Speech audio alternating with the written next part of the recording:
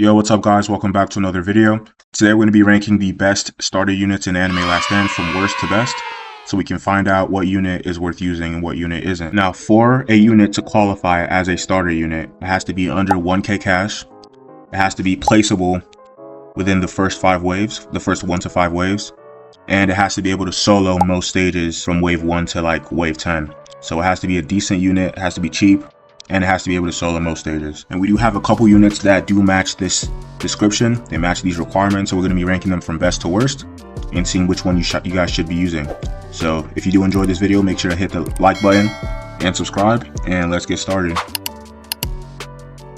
So the first unit we do have is Gremmy, and after much consideration I've decided to place him on the 5th slot in my opinion, and he is 650 cash to place. And for this test we're going to be doing survival, purgatory, and no one leaves alive modifier, just to see his capabilities in handling these enemies, because this is a pretty difficult stage, and we're only going to be bringing our cash units and Gremmy as well. So if we hit start, we place our idol, and then we're going to be seeing how much of a starter unit he really is. So we place him right there on wave 2, and on placement he's doing 1 million damage, and he's able to sort of take care of these units. So if we turn on auto upgrade for our idol and Gremmy,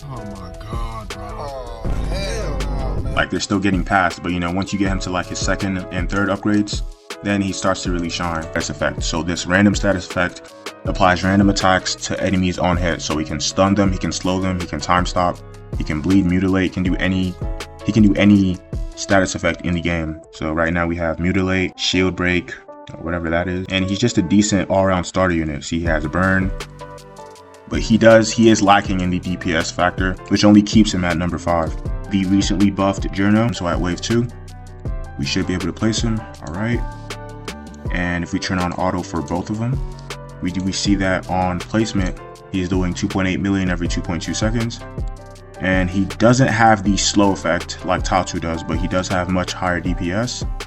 So because he doesn't have slow, he is a worse starter, but he does have more DPS, so it's kind of a 50-50 thing. Like, as y'all can see, he can't take care of these units early on, so I might have to sell and replace him. So like, he's taking care of them, but it's much like it's on upgrade 3, upgrade 4, if you know what I mean.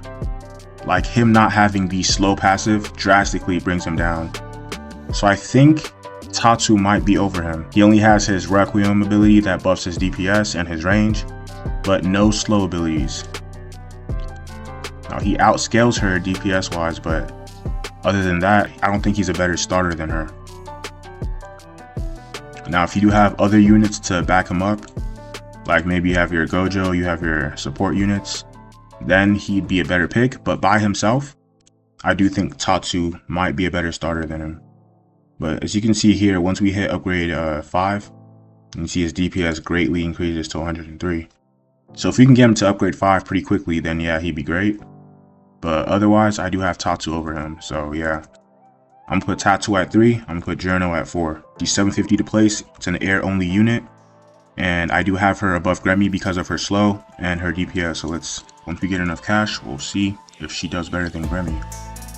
So we place her. She does have her slow passives and her slow status effects, and she's also much cheaper. So if we just upgrade 1, upgrade 2, and she's taking care of them way easier than Gremmy was because of her where's it at, her slow. So she slows enemies by 80% and causes them to take 15% more damage. She is glitched and glorious, so she is a bit above Gremmy in that respect, doing 14 million every 2.25 seconds. She's a great starter, as y'all can see. And then we can apply the idle buff.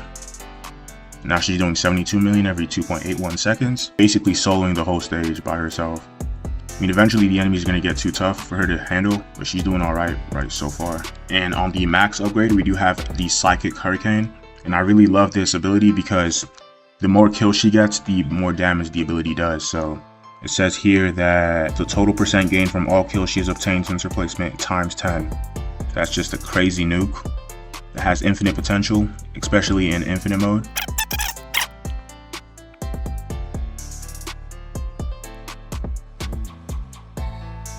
Alright, now on wave 22 we do see enemy gains starting to get by.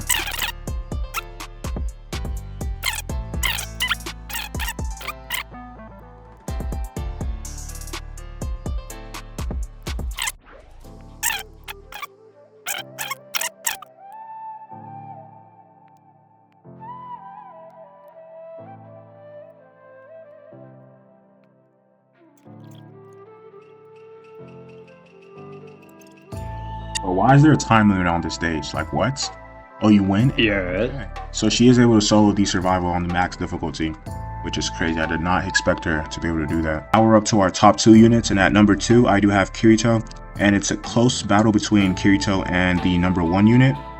But I do have the number 1 unit just slightly being above him. It's a bit more expensive than the other units, and he's pushing the starter capabilities due to his cost, but I still do have him as a starter unit because of his sheer DPS and insane passives.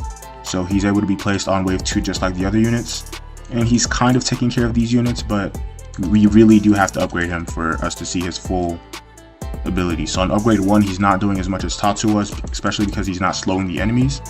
But once you do upgrade him a bit, then he starts to shine. See, and on the first upgrade, he's already taking care of the enemies. So on the first upgrade, his DPS shoots up and he's able to take care of the first wave of the survival enemies.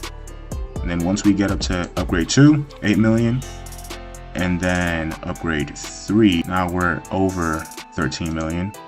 We can turn on auto for both. What makes him above the other starter units for me is his ability damages. So he does do 400% to dark units, 150% to water, and 20% more damage to all other elements. So he's basically a perfect seal, but not at the same time. What? He just does boosted damage to every single element, so he's really good for stages with multiple. So he's great for legend stages, he's great for raids, and then he does have the blizzard effect on placement, on upgrade I guess, meaning they receive 190% of the unit's damage over 9 seconds, and they are slowed. So yeah, he's a great unit, has his own version of slow, and he's pretty cheap to upgrade. I think he costs like 500k to max out in total, which is not much.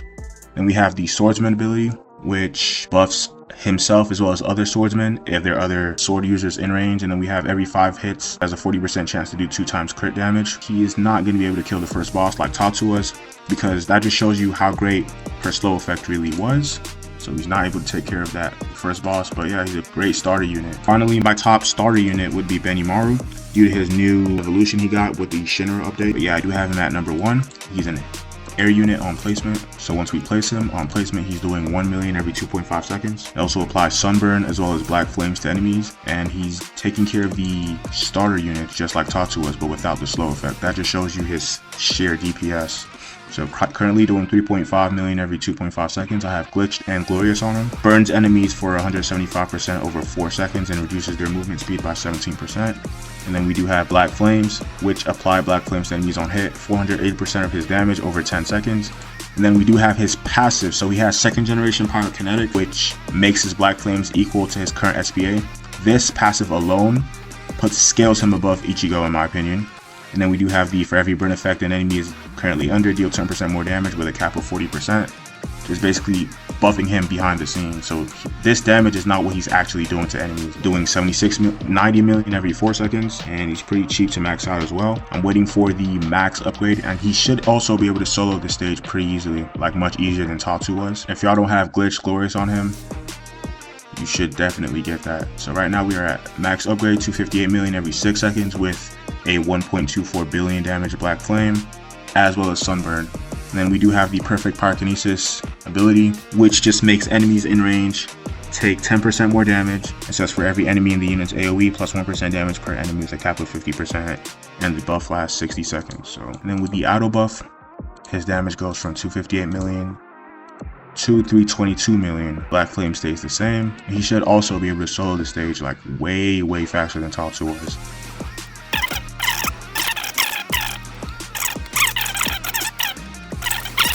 So after comparing all 5 of the starter units, I'm gonna place Gremmy at 5. I'm placing Giorno at 4. I'm gonna be placing Kirito at 3, Tatsu at 2, and I'm gonna place Benimaru at 1. Now Tatsu and Benimaru should be interchangeable based on your preferences. I do think her slow might just edge her above him, but his DPS is just too much for her to handle. And yeah, because of that, he's number 1 and she'll be number 2. So thanks for watching. Make sure to like and subscribe if this video helped you, and I'll see you guys in the next one. Peace.